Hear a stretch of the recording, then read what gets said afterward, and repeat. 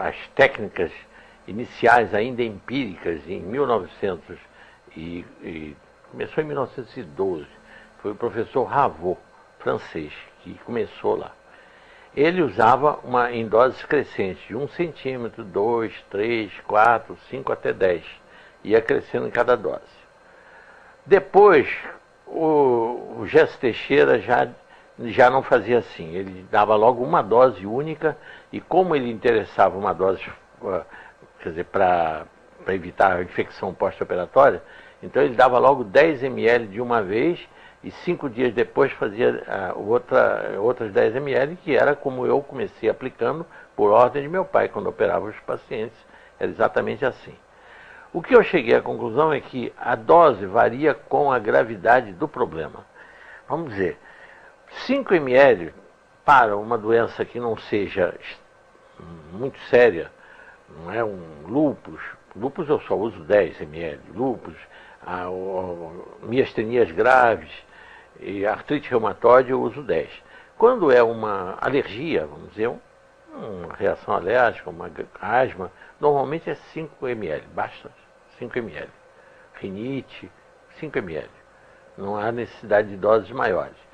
No casos desesperadores, como foi o caso da esclerodermia, o primeiro caso que eu tratei, em 76, eu usei 20 ml iniciais, porque eu precisava dar uma resposta violenta para a paciente sair de uma situação que estava praticamente esclerodermia fase final, não tinha nada para fazer. Então, tudo valia. Pode-se fazer a autohemoterapia durante 10, 15, 20 anos. Eu, por exemplo, tomo há muitos anos. Mais de 15, 20 anos que eu faço autohemoterapia. Agora, não há nenhuma contraindicação.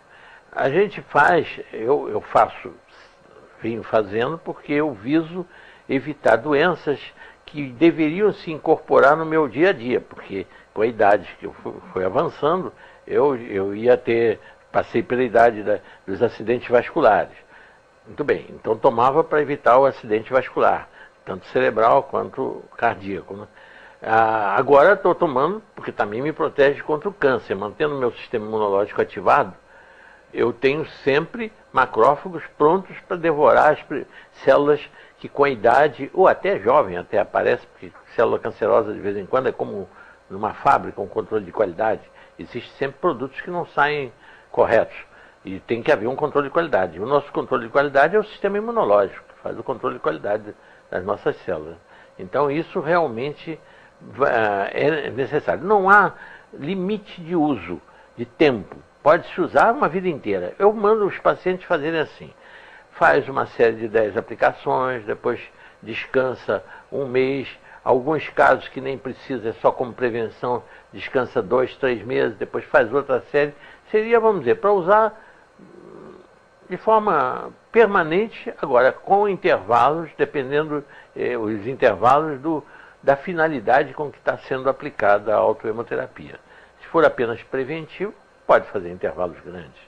Se for visando um problema, uma doença que já houve e que tem que ser mantida sob controle, aí faz intervalos menores. Faz 10 aplicações, 30 dias de intervalo e tudo.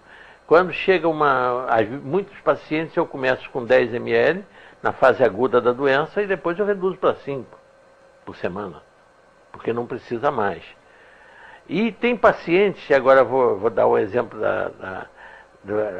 do caso que a minha vizinha lá de Visconde de Mauá, que tem uma casa lá, ela teve uma doença que ia cegá-la, ela teve toxoplasmose e já estava com 20% da visão. E então um dia uma amiga dela nos encontrou na estrada e contou a história e eu então prescrevi a autohemoterapia para ela. Ela, por conta dela, quando viu que melhorava, ela aumentou de 10 para 20 ml. Tomava 10 em cada náusea, 20 ml. E ela recuperou 80% da visão. E ela até hoje faz. Isso já tem mais de 10 anos, bem mais, né? E ela até hoje ela faz isso aí. O intervalo entre uma aplicação e outra é de 7 dias. casos raros que eu faço de 5 em 5 quando eu quero manter o nível de macrófagos de acima de 20%.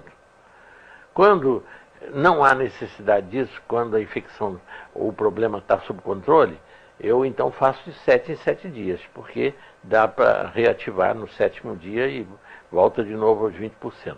Porque faltou eu explicar que do momento que se aplica, faz-se a autohemoterapia, leva 8 horas para a taxa de 5% chegar a 22%. Cada hora vai subindo. O Jesse Teixeira, a técnica que ele usou para comprovar a ação da autohemoterapia, foi uma coisa muito simples. Simples porque depois que a gente lê, né? Porque a descoberta que é difícil. Ele descobriu que, usando uma substância cáustica que se chama cantárida, e passando na coxa, forma-se uma bolha. Aí o que ele fez? Ele resolveu tirar o líquido da bolha e contar o número de macrófagos. E constatou que tinha 5%. Aí fez vários dias de uma bolha e constatava que era 5%. Aí fez a autohemoterapia e começou de hora em hora a tirar umas gotas dessa bolha. A cada hora o nível de macrófagos ia subindo e no fim de 8 horas chegou aos 22%. E ele constatou que durante a semana toda, os 5 dias manteve sempre os 20%. Todo dia ele tirava e mantinha os 20%, 22%. Do 5º ao 7º dia é que começou o declínio. Então ele fez isso em coelhos. Ele fez a autohemoterapia em coelho. E verificou que terminava a ação da autohemoterapia quando o sangue terminava, porque ele sacrificava o coelho e verificava. Voltou de novo aos 5%, foi ver no local que tinha sido aplicado o sangue, já não existia mais sangue. Mas a autohemoterapia também é usada em veterinária. Se usa em vaca que tem uma doença vírus que chama-se figueira, como verrugas que nascem no focinho da vaca e que realmente prejudicam muito, muito a vaca. Aplicando a autohemoterapia que eles fazem com 20 ml na vaca, em 2, 3 dias cai toda a figueira, cai todas aquelas verrugas que a vaca tem e desaparece tudo. Isso é uso veterinário. Em músculos do braço, eu às vezes tenho pacientes que querem que aplique os 10 ml logo no músculo, num braço, só para não levar 2 picadas. Eu sou contra. Eu acho que o músculo do braço deltoide comporta 5 ml. Bem, não há problema nenhum. Agora, na nádiga, sim, a gente pode aplicar os 10, o músculo glúteo tem a capacidade de receber 20 ml, de 10 ml. 10 ml. A dona Malu, essa que eu contei, da toxoplasmose, aplicava 10 em cada nádiga, porque ela queria um efeito máximo que podia por causa da vista dela, né? Ela queria salvar a visão, né? Mas foi ela mesma, isso não fui eu que receitei os 20 ml assim, não.